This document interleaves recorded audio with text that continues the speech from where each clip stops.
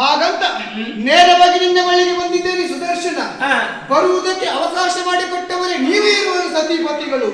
ಯಾಕೆಂದ್ರೆ ಗಂಡನನ್ನು ಹೆಂಡತಿ ಹೊಗಳುವುದು, ಹೆಂಡತಿಯನ್ನು ಗಂಡ ಹೊಗಳುವುದು ಅದು ಲೋಕ ರೂಢಿಯಾದರೂ ಕೂಡ ಮಾಡುವ ಕಾರ್ಯ ಸಾಧನೆಯನ್ನು ನೋಡಿ ಹೊಗಳಬೇಕು ಬಿಟ್ರೆ ಯಾರದೋ ಹೇಳಿ ಕೇಳಿದ ವಿಚಾರವನ್ನು ಮಾತ್ರಕ್ಕೆ ಹೊಗಳುವುದು ಸಾಧ್ಯವಿಲ್ಲ. ಕಣ್ಣಾರೆ ನೋಡಬೇಕು, ಆ ಬಳಿಕ ಹೊಗಳಬೇಕು. ಇದು ಲೋಕದ ನಿಯಮ. ನಿಮ್ಮ ಗಂಡ ಹಾಗೆ ಮಾಡಿದ್ದಾರೆ, ಹೀಗೆ ಮಾಡಿದ್ದಾರೆ, ಅದೆಷ್ಟೋ ಮಂದಿ ರಕ್ತಸರಣ ಕೊಂದಿದ್ದಾರೆ ಎನ್ನುವ ಹಾಗೆ ಅವರ ಮುಂಭಾಗದಲ್ಲಿ ಬಂದು ಪಾದವನ್ನು ಒತ್ತುತ್ತಾ ಕೈ ಮುಗಿತಾ ಹೊಗಳುತ್ತಾ ಇದ್ದೀರಲ್ಲ, ಸರಿಯಲ್ಲ. ನಿಮ್ಮ ಕಾರ್ಯ ಸಾಧನೆ ಮಾಡಬೇಕು ಅಂತಾದ್ರೆ ಈ ಸುದರ್ಶನ ಕಾರಣವೇ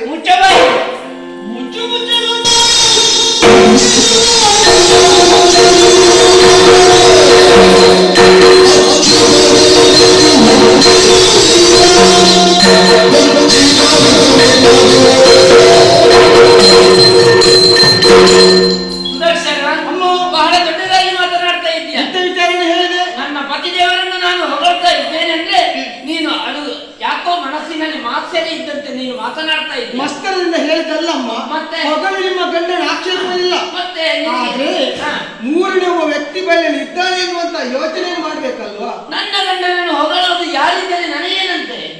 ಹಾಗಾಗಿ ಹಾಗೆಂತ ನಿನಗೆ ಬಂದಂತ ಸಮಸ್ಯೆ ಆದ್ರೂ ಏನು? ನನ್ನ ಗಂಡನನ್ನು ಹೊಗಳ್ತೇನೆ. ನನ್ನ ಪತಿದೇವರು ಮಾಡಿದಂತ ಸಾಹಸ ಕಾರ್ಯಗಳನ್ನು ಹೊಗಳಿದಾಗ ನೀವು ಮಾತಾಡಿದ ಕಾರಣವೇ ನನಗೆ ಸಮಸ್ಯೆ ಆದ್ರೆ ನಾನು ಈ ರೀತಿಯಾಗಿ ಬರುವುದಕ್ಕೆ ಕಾರಣ. ಓಹೋ, ಹಾಗಂತ ಈಗ ನಾನು ನನ್ನ ಪತಿದೇವರನ್ನು ಹೊಗಳಿದ್ದೇನೆ, ನಿನಗೆ ಸಮಸ್ಯೆ ಆಗಲಿಲ್ಲಲ್ಲ? ಆಗಿದೆ ಅಲ್ವಾ? ಏನಾಯ್ತು? ಗಂಡನ್ನು ಹೊಗಳ್ತಾ ಇದ್ದೀರಲ್ಲ.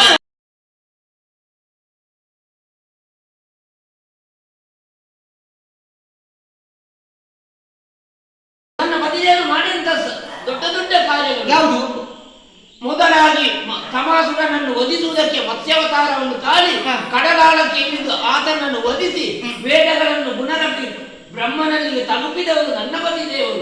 ಆಮೇಲೆ ಮಂದರಾತ್ರಿಯನ್ನು ಎತ್ತುವುದಕ್ಕಾಗಿ ಸಮುದ್ರ ಮಥನ ಕಾಲದಲ್ಲಿ ಕೂರ್ಮ ಅವತಾರವನ್ನು ಎತ್ತಿಕೊಂಡು ಮಂದರಾತ್ರಿಯನ್ನು ಎತ್ತಿದವರನ್ನು ಎತ್ತಿದ್ದು ಮಾತ್ರ. ಹಾಗೆಯೇ ಹಿರಣ್ಯಾಕ್ಷನನ್ನು ವಧಿಸುವುದಕ್ಕೆ ಅವತಾರವನ್ನು ಎತ್ತಿದ್ದು ಶ್ವೇತ ವರಾಹ ರೂಪಿಯಾದರು.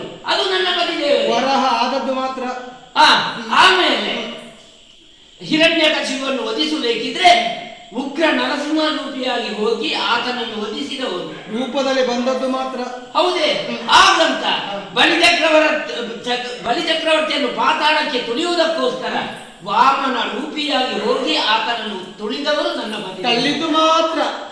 ಎಲ್ಲದಕ್ಕೂ ನೀನು ಅಡ್ಡ ಮಾತನಾಡ್ತಾ ಇದೀಯ. ಅದರಲ್ಲಿ ಯಾವುದರಲ್ಲಿ ಆದ್ರೂ ನೀನು ಅದು ಬೇಕಮ್ಮ.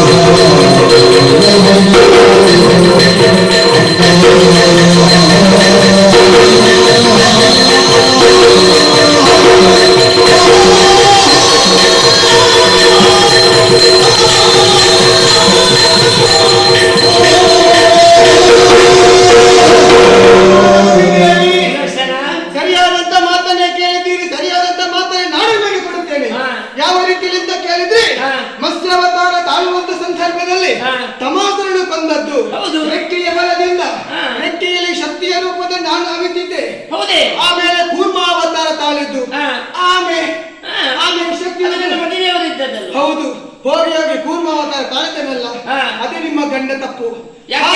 ಮಂದರಗಿರಿಯಲ್ಲಿ ಎತ್ತುವಂತ ಸಂದರ್ಭದಲ್ಲಿ ಕೂರ್ಮ ಶಕ್ತಿಯ ರೂಪದಲ್ಲಿ ಆ ಚಿಪ್ಪಿನಲ್ಲಿ ಅಡಕವಾಗಿದ್ದೆ. ಮತ್ಯ ಕೂರ್ಮ ವರಾಹ ಅವತಾರ ಹಂದಿಯ ರೂಪದಲ್ಲಿ ನಿಮ್ಮ ಗಂಡ ಬರೀ ಹಂದಿ ಮಾತ್ರ ಏನಿಲ್ಲ. ದಾಡಿಯಲ್ಲಿ ತಿವಿದು ಕೊಂದದ್ದು. ಆ ಗಾಡಿಯಲ್ಲಿ ಶಕ್ತಿಯ ರೂಪದಲ್ಲಿ ನಾನಾ ಬಿತ್ತುಕೊಂಡಿದ್ದೆ. ಆಮೇಲೆ ನರಸಿಂಹಾವತಾರ ಅತ್ತ ಪ್ರಾಣಿಯೂ ಅಲ್ಲ ಇತ್ತ ಮಾನವನೂ ಅಲ್ಲ. ಆ ರೀತಿ ಆಗ್ಬೇಕಾಯ್ತು. ಆ ಸಂದರ್ಭದಲ್ಲಿ ಉಗುರಿನಿಂದ ತಿವಿದು ಕೊಂದದ್ದು. ನಖದಲ್ಲಿ ಶಕ್ತಿಯ ರೂಪದಲ್ಲಿ ಅಡಗಿದ್ದೆ. ಮತ್ತೆ ಒಟ್ಟು ವಾಮನ ಬಾಲಮಾಣಿ ಆ ಮಾಣಿಯ ರೂಪದಲ್ಲಿ ಬಂದು ಬಲಿ ಚಕ್ರವರ್ತಿಯ ಬಳಿಯಲ್ಲಿ ತುಳಿದದ್ದು. ಎಲ್ಲೋ ನಾನು ಹೇಳ್ತೇನೆ ಹೊತ್ತಿಗೆ 3 ಹೆಜ್ಜೆಯನ್ನು ಕೇಳಿದ. ಆ ಹೊತ್ತಿಗೆ ಎಲ್ಲಿಡಬೇಕಂತ ಕೇಳಿದಾಗ ನೆತ್ತಿಯ ಮೇಲೆ ಇಡು ಎನ್ನುವ ಹಾಗೆ